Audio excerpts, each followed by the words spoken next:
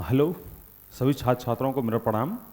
आप लोगों का डिस्कवरी एस एकेडमी के यूट्यूब चैनल में हार्दिक वंदन है, स्वागत है और उम्मीद करते हैं कि आप लोग अच्छे होंगे और अपने एग्ज़ाम की तैयारी बहुत ही बेहतरीन ढंग से कर रहे होंगे। जैसा कि आप लोगों को पता ही है कि अभी बहुत सारी नई नई वैकेंसीज आने वाले हैं।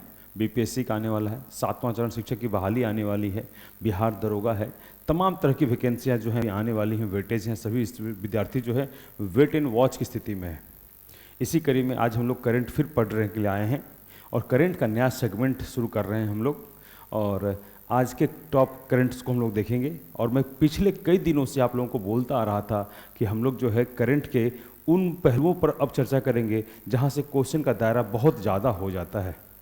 जैसे कि पहले हम लोग वन लाइनर कर रहे थे, अब हम लोग वन लाइनर से शिफ्ट हो रहे हैं डिस्क्रिप्टिव पोर्शन पर। तो आप लोगों से मैं सलाह की गुजारिश करूंगा कि आप लोग सलाह दें कि यह पोर्शन कैसा लगा और इस पर ढेर सारा प्यार दें, कमेंट करके बताएं इसमें क्या सिर्फ सुविधाएं हैं, आज का सेशन कैसा लगा ये भी बताएंगे। चलिए लेट न करते हुए मुद्दों को हम लोग शुरू करते हैं आज का टॉप करंट अफेयर्स। चलिए मिलते हैं हम लोग टॉपिक से। देखिएगा ये एक टॉपिक है मूसक बोधजी। मूसक बोधजी क्या है, ये क्यों इम्पोर्टेंट है? यह खबर जो है जनसत्ता, राष्ट्रीय संस्करण, दैनिक जागरण में दिया हुआ था। मूसक बोधजी एक धान की प्रजाति है जिसकी खेती जम्मू कश्मीर में होती है। तो सबसे पहले यह पूछा सकता है कि यह किसकी प्रजाति है, ये क्या है? तो एक धान की प्रजाति है। ये चर्चा में क्यों रहा है वो हम लोग देखेंगे। ये जो है एक धान की प्रजाति है और इसकी खेती कश्मीर के क्षेत्र में होती थी, अब यहाँ पर होती थी। इसकी खासियत है, इसका जो चावल होता था वो काफ़ी खुशबूदार और ज़बरदस्त स्वाद का होता था। बीच में इसकी खेती रुक गई थी क्योंकि सन 1960 में पैडी ब्लास्ट, यहाँ देखिएगा लिखा होगा सन 1960 में पैडी ब्लास्ट, देखिएगा 1960 में पैडी ब्लास्ट नामक रोग लग गया। तो यह भी प्रश्न पूछा जा सकता है कि मूसक बोधजी में कौन सा रोग लगा था जिसकी खेती कश्मीर में होती थी। तो जब यह रोग लग गया तो कश्मीर के बहुत सारे किसान इस फसल की खेती नहीं करते थे। कुछ ही किसान अनंतनाग के क्षेत्र में खेती करते थे, अनंतनाग वाले हिस्से में इसकी खेती करते थे। लेकिन वहाँ के कृषि वैज्ञानिकों के द्वारा इस पर शोध किया गया और पैडी ब्लास्ट नामक रोग से मुक्ति पाया गया और उसके बाद इसकी खेती पुनः प्रारंभ की गई, जिसमें काफ़ी सफलता मिली। आज के समय में वहाँ पर लगभग हजारों हेक्टेयर में इसकी खेती की जाती है कश्मीर के क्षेत्र में। और सबसे बड़ी बात है, यह धान इतना उपयोगी है कि इसकी कीमत बाजार में 15 से 20 हज़ार रुपये प्रति क्विंटल है। यह भी पूछा जा सकता है कि क्या इसका निर्यात, विदेश में भी इसका निर्यात हो रहा है? अभी हाल ही में अरब देश से मूसक बोधजी धान की मांग की गई है। तो ये टॉपिक यह इम्पॉर्टेंट है, बहुत इम्पॉर्टेंट है, हम लोग इसको ध्यान में रखेंगे। फिर मैं बोल देता हूँ, जितने भी मटेरियल हैं, करंट का हो, पॉलिटी का हो, हिस्ट्री का हो, सभी मटेरियल आपको मिलेंगे। लेकिन आपको करना क्या है कि डिस्क्रिप्शन के टेलीग्राम लिंक से आपको जुड़ जाना है, वहाँ पर इसका आपको सारा पीडीएफ फॉर्मेट मिल जाएगा। अगला टॉपिक हम लोग देखते हैं। और यह इस तरह का पैटर्न कैसा लगा हमें आप लोग ज़रूर कमेंट करके बताइएगा। इस तरह के पैटर्न से सुविधाएं क्या होंगी? मुझे ऐसा लगता है और मेरा इतने वर्षों से पढ़ाने का जो अनुभव कहता है कि यहाँ से प्रश्न बहुत अधिक बनेंगे, इससे आपको लाभ अधिक होगा। जैसे कि पूछा सकता है मूसक बोधजी क्या है, तो आप कहेंगे यह धान की प्रजाति है। फिर पूछा सकता है कि मूसक बोधजी की खेती कहाँ होती है, तो याद रखेंगे कश्मीर में होती है। फिर पूछा सकता है कि मूसक बोधजी में कौन सा रोग लगा था, तो पैडी ब्लास्ट लगा था। यह पूछा सकता है पैडी ब्लास्ट नामक धान की खेती में जो रोग हुआ था वह किस राज्य में लगा था। ये धान की सर्वोत्तम किस्म में से आता है। इसका रंग जो एक होता है वो भी ध्यान रखेंगे, यह खुशबूदार, हल्का भूरा और यह लाल रंग का होता है। तो इसीलिए मैं इस तरह से करंट का अब जितने भी सेशन आएंगे वह इस तरह से होगा। चलिए हम लोग अगले टॉपिक की ओर देखते हैं। टेरिटोरियल आर्मी, महिला अफसर। आपको मैं बताते चलूँ, पहले महिला अफसर की बहाली पारिस्थितिकी कार्य क्षेत्र में, रेल क्षेत्र में और फिर आपको तेल इकाई क्षेत्र में और इंजीनियर के क्षेत्र में इन्हें कमीशन दिया जाता था। लेकिन हाल ही के दिनों में अर्थात कल और आज के दिनों में यह फैसला लिया गया है कि अब महिला अफसर को जो अब उन्हें पाकिस्तान बॉर्डर पर भी उनकी सेवाएं दी जाएंगी या ली जाएंगी। तो यह है। और इससे संबंधित एक और महत्वपूर्ण चीज़ है कि प्रश्न पूछेगा कि किस वर्ष महिला अफसर को 26 जनवरी के अवसर पर तीनों पैटर्न में इनकी वहाँ पर नियुक्ति होगी, पैरेड में शामिल होंगे। तो याद रखेंगे 2024 के गणतंत्र दिवस के पैरेड में 2024 26 जनवरी 2024 के अवसर पर महिला के तीनों पैटर्न को उस पैरेड में शामिल होने का अवसर मिल रहा है। ये चीज़ है, तो ये भी बहुत इंपॉर्टेंट है। पहले महिलाओं को कमीशन इस क्षेत्र में दिया जा सकता था, तो यह पूछा सकता है टेरिटोरियल आर्मी में जितने भी कार्यरत थे उन महिलाओं को कितने क्षेत्र में पहले कमीशन मिलता था, तो यही 4 क्षेत्र में कमीशन मिलता था। तो ये भी ध्यान रखेंगे। अब वर्तमान में क्या हो गया है, अब इन्हें पाकिस्तान के बॉर्डर पर भी नियुक्ति की जाएगी, तो ये इस तरह से भी इम्पॉर्टेंट है। अगला हम लोग देखेंगे कर्नाटक चुनाव 2023। जैसा कि आज आप लोग जानते हैं आज 10 तारीख है। सवाल वो पूछेगा कि कर्नाटक चुनाव में कितने विधानसभा सीट हैं, तो हम लोग याद रखेंगे 224 224।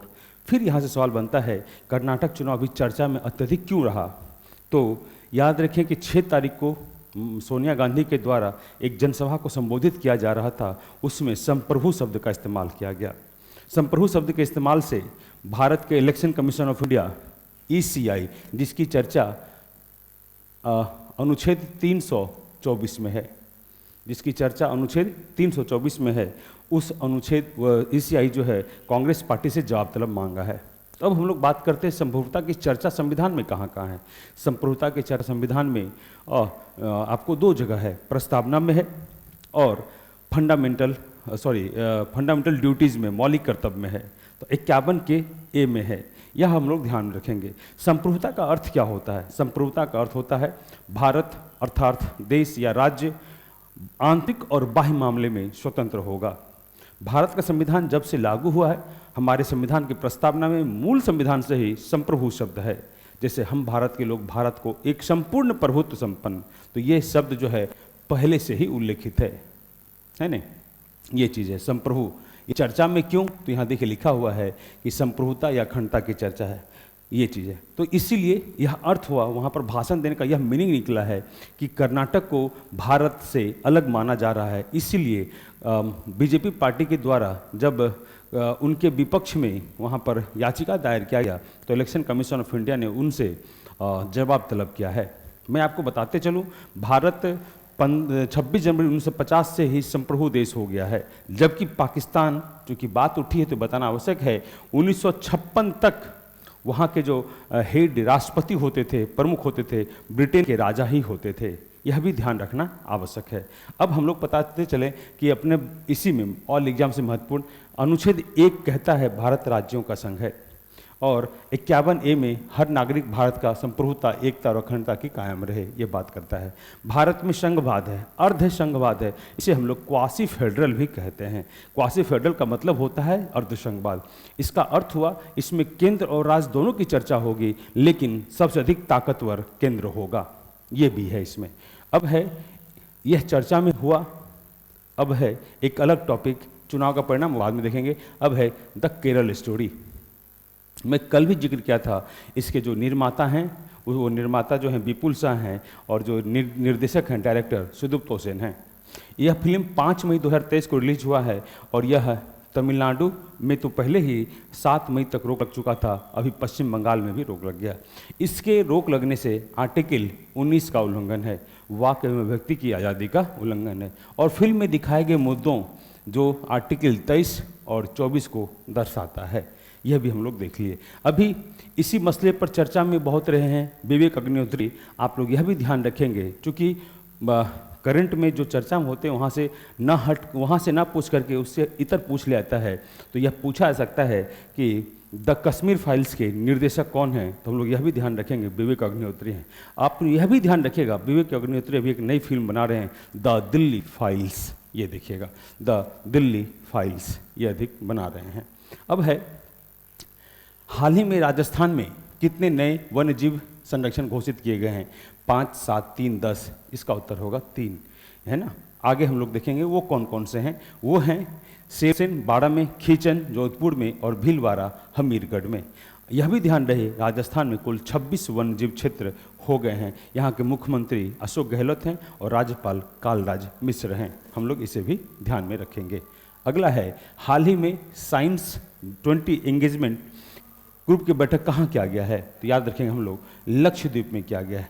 लक्षद्वीप एक छोटा, सबसे छोटा केंद्र शासित प्रदेश है। इसकी राजधानी कवरत्ती है और यहाँ पर 36 द्वीप हैं। यह देखिएगा यहाँ दिया हुआ है और इसका निर्माण प्रवाल भित्ति से हुआ है।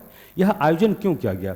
कृषि की क्षमता को बढ़ाने के लिए, पौष्टिक आहार के इसके लिए, आदि तत्वों के लिए किया गया है। यह उसी का है।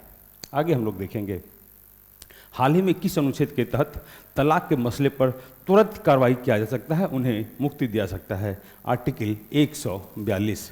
माननीय सुप्रीम सर्वोच्च न्यायालय जो हैं वह इस मसले पे बिल्कुल स्पष्ट कर चुके हैं कि जब शादी टूटने के कगार पर है तो लेट ना करते हुए अनुच्छेद 142 के तहत जो है उन्हें त्वरित तलाक दिया जा सकता है। यह उसी से संबंधित मसले हैं, आपको टेलीग्राम में यह मिल जाएगा।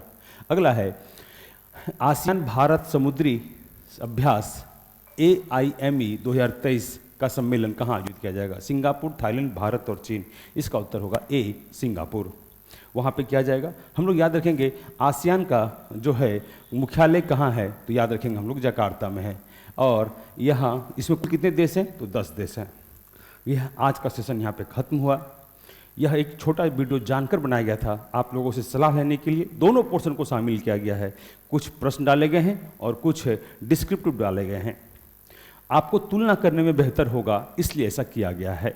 मैं उम्मीद करता हूं आप लोग कमेंट के माध्यम से ज़रूर मुझे बताएंगे और मैं बेहतर करने का प्रयास करूंगा।